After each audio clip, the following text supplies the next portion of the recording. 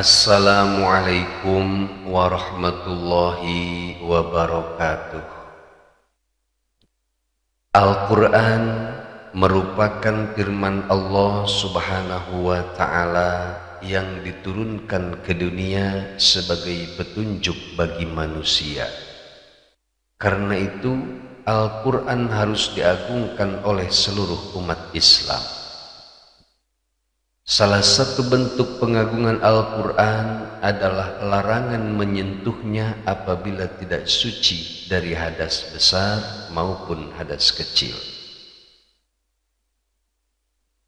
Kemudian timbul pertanyaan, apakah dalil yang digunakan oleh para ulama tentang haramnya menyentuh Al-Quran bagi orang yang tidak suci dari hadas besar maupun hadas kecil? Larangan tersebut berasal dari firman Allah Subhanahu wa Ta'ala, tepatnya pada surat Waqiah ayat yang ke-79. Bismillahirrahmanirrahim. La yamassuhu illal mutahharun, yang artinya tidak boleh menyentuh Al-Quran kecuali bagi orang-orang yang suci.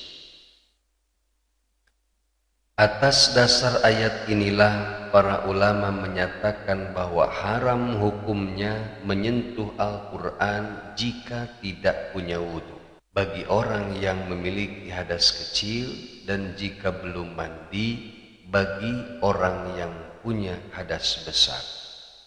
Sebagaimana yang dikatakan oleh Syekh Zainuddin Al-Malibari, wa yahrumu bil hadasi salatun wa tawafun wa sujudun wa hamlu mushafin wa ma kutiba lidarsi Qur'an walau ba'da ayah. Haram dengan sebab orang berhadas, baik hadas kecil maupun hadas besar, melakukan sholat, tawaf, sujud, yaitu sujud tilawah dan sujud syukur. Kemudian haram juga menyentuh kertas yang ditulisi ayat Al-Quran walaupun hanya sebagian ayat. Dikutip dari kitab Fathul Mu'in halaman ke-10. Kemudian bagaimana menyikapi sekelompok orang yang mengatakan bahwa ayat di atas tidak dapat dijadikan sebagai dalil haramnya menyentuh Al-Quran bagi orang yang berhadas? Karena menurut mereka sebenarnya yang dimaksud dalam ayat tersebut adalah Al-Quran yang ada di Lauh Mahfuz, bukan Al-Quran yang ada di dunia ini.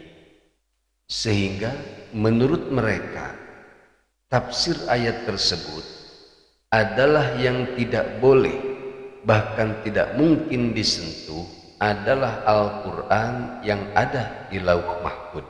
Sebab hanya yang suci, yakni para malaikat, yang dapat menyentuhnya.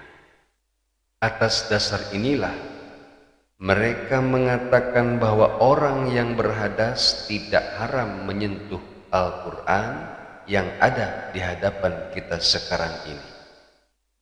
Menanggapi pernyataan tersebut, Syekh Muhammad Ali As-Sabuni rahimahullahu ta'ala dalam kitabnya Rawa'iul Bayan fi tafsiri ayatil ahkam, beliau menyatakan yang artinya tentang hukum syar'i ini Ibnu Taimiyah berdalil dengan cara yang sangat halus. Beliau mengatakan ayat tersebut menunjukkan hukum dengan jalan isyarah. Jika Allah Subhanahu wa Ta'ala menyebutkan bahwa mushaf yang suci itu tidak dapat disentuh kecuali oleh makhluk yang suci, yaitu malaikat, maka begitu pula mushaf yang ada di hadapan kita sekarang ini tidak boleh disentuh kecuali oleh orang-orang yang suci dari hadas. Syekh Ali As-Sabuni kemudian berkomentar, saya berpendapat bahwa inilah pendapat yang benar dan harus diikuti, yakni pendapat yang disepakati oleh mayoritas ulama tentang haramnya menyentuh mushaf yang mulia ini dalam keadaan tidak suci. Hal ini didukung pula oleh hadis Nabi Muhammad sallallahu alaihi wasallam.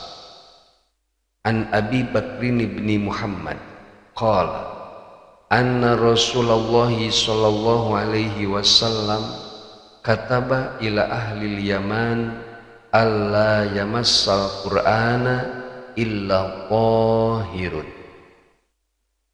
Dari Abi Bakar bin Muhammad radhiyallahu anhu, beliau berkata, sesungguhnya Rasulullah sallallahu alaihi wasallam pernah menulis surat kepada penduduk Yaman agar tidak menyentuh Al-Quran kecuali orang yang suci dari hadas besar dan hadas kecil. Sunan Ad-Darimi nomor hadis 2166. Dengan demikian dapat kita simpulkan bahwa yang boleh menyentuh Al-Quran hanyalah orang-orang yang suci dari hadas kecil dan hadas besar. Karena memang begitu banyak dalil yang menunjukkan hal-hal tersebut, kecuali anak kecil yang belum balik dan untuk keperluan belajar, atau karena ada udzur syar'i yang lainnya. Wallahu a'lam bishawab. Wassalamualaikum warahmatullahi wabarakatuh.